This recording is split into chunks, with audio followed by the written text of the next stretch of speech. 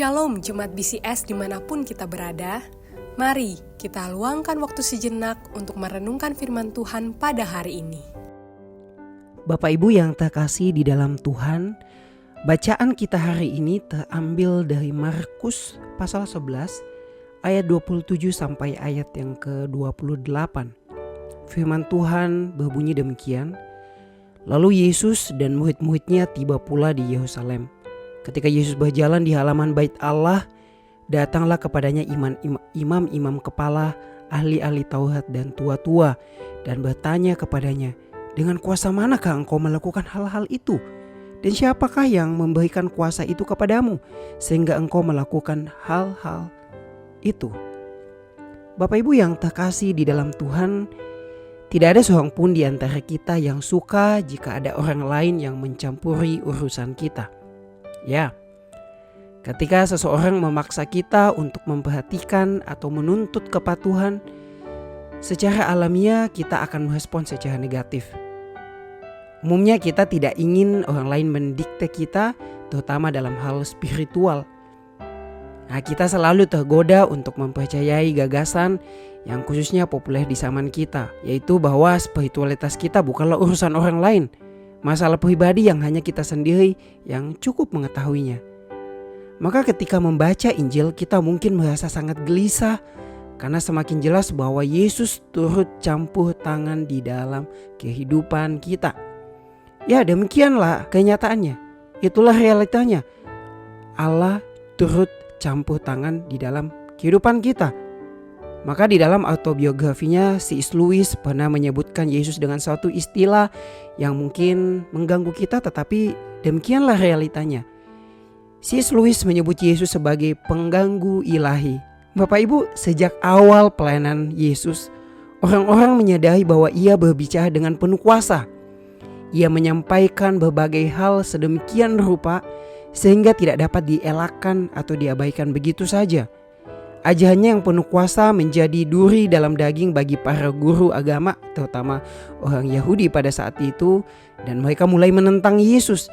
Dan mereka punya rencana untuk segera membunuh Yesus supaya mereka tidak perlu lagi membuka kehidupan rohani mereka untuk dikorek-korek oleh sang pengganggu ilahi itu.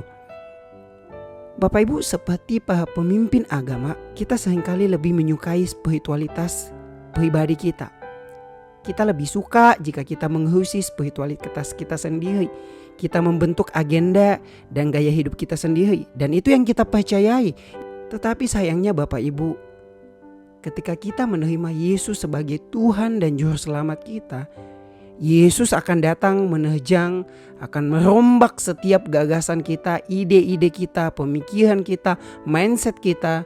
Dan dia akan menjungkir-balikan segalanya. Dia akan merombak value-value yang kita miliki.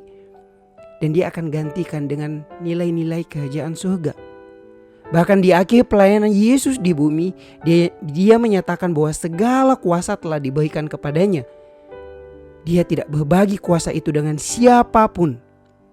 Maka kehidupan rohani kita sesungguhnya adalah urusan Yesus. Menambahkan Yesus ke sudut kecil keberadaan kita itu mudah dan mungkin itu tidak terlalu mengganggu kita. Tetapi membiarkan dia hadir sebagai pengganggu ilahi, mengambil alih setiap aspek kehidupan kita dan membiarkan hidup kita untuk diperintah olehnya adalah suatu hal yang sama sekali berbeda dan mungkin tidak nyaman bagi kita. Otoritasnya yang sempurna adalah hal yang harus kita pertimbangkan setiap kali kita membuat keputusan. Maka hari ini kita dihadapkan pada pertanyaan yang mungkin menggelisahkan hati kita. Apakah saya hidup sesuai dengan keinginan naluri saya? Ataukah saya mau hidup sesuai dengan apa yang Kristus mau di dalam hidup kita? Dan hanya ketika kita memilih untuk bersujud di hadapan otoritas Kristus, kita mengakui ketuhanannya atas waktu kita, bakat kita, uang kita, dan segala sesuatu milik kita. Ketika kita sungguh benar-benar menerima dia sebagai Tuhan dan Juru Selamat kita.